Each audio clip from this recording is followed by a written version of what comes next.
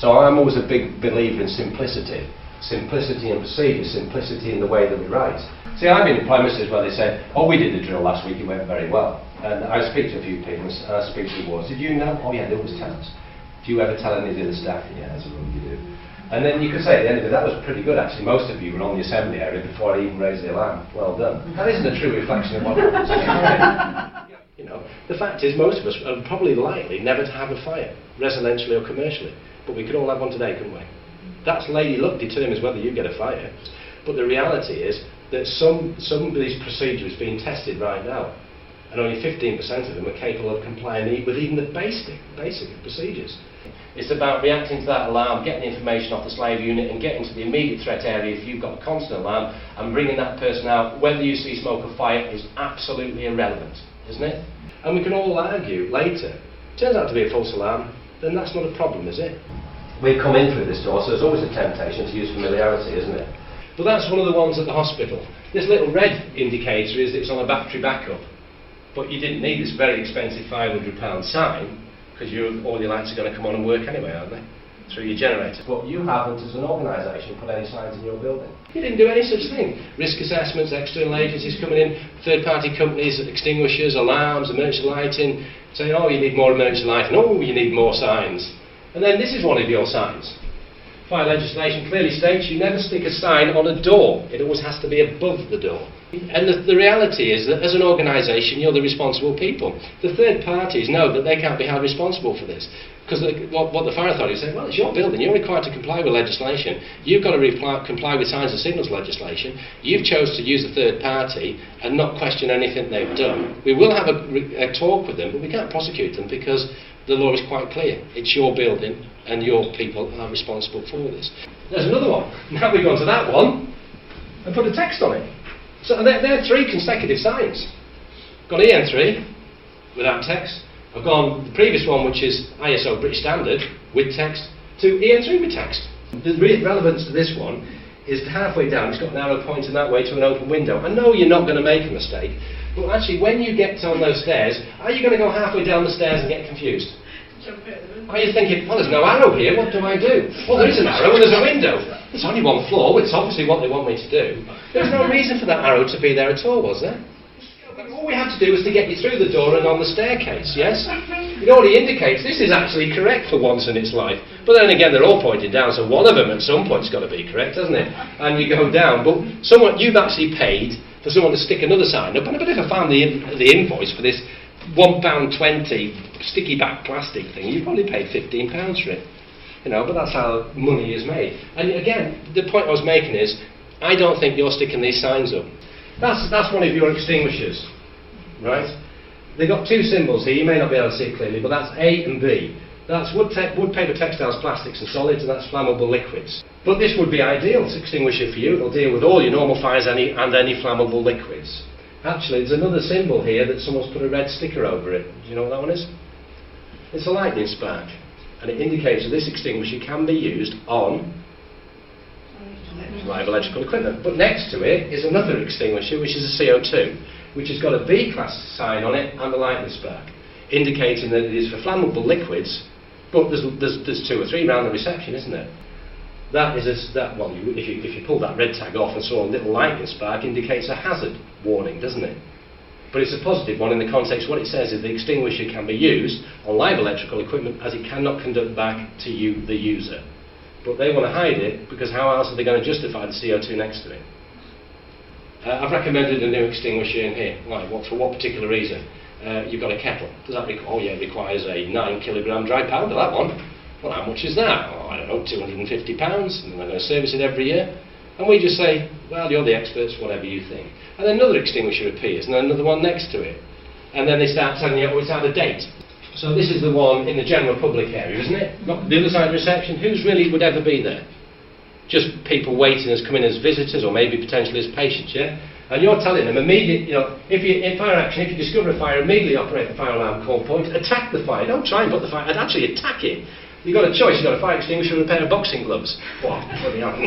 Sort this fire out. We've actually got to attack it with the appropriate extinguisher, if safe to do so. Who's making the decision if it's safe?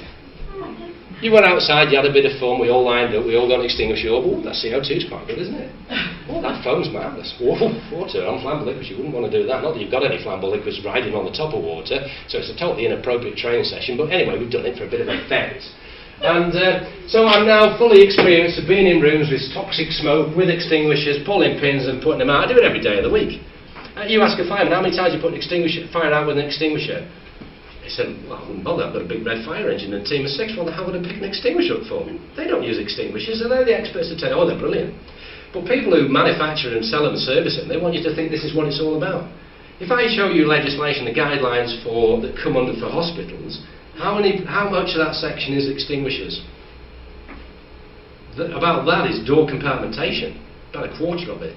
Alarm, about another quarter.